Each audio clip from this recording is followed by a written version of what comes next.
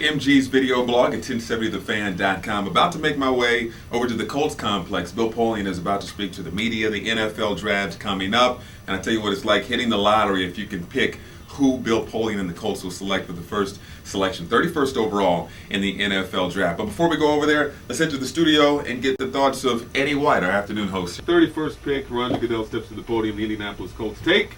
I think it's going to be Ponce if he's there. But the draft that we had today, Florida, he was gone. The kid from Florida, he was gone. So I went Roger Saffold just because he was so impressive yesterday, and he's big, and they want big guys. And I was just telling these guys, I don't know if you heard, Peter King in Sports Illustrated today, he has them taking Roger Saffold. How about that? How about that? That'd be great. Roger will never talk to us again. It is first and foremost this year a 3-day process, formerly a 2-day process. Every pick counts, whether it's number 1 or the last supplemental pick in the 7th round. They all count, and we want them all to hopefully make a contribution to our squad. It's about the entire process, not just the first round. And I recognize that in the parallel universe, all the focus is on the first round, but that's not where our focus is. Our focus is actually greater on the lower rounds than it is on the first. First round process is not hard to sort out.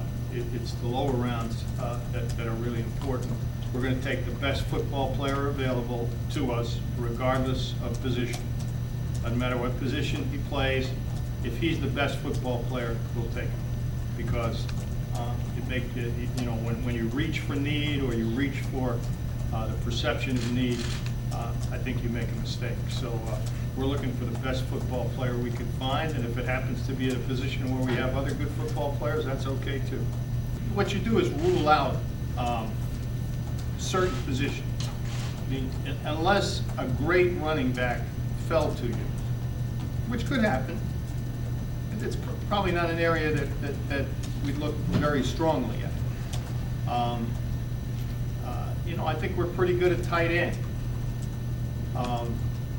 Obviously, we're pretty good at receiver, but if a great one was there, we wouldn't hesitate to pull the trigger.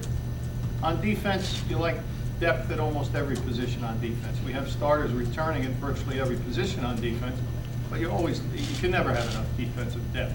Contrary to perception, this is not a terribly deep offensive line draft.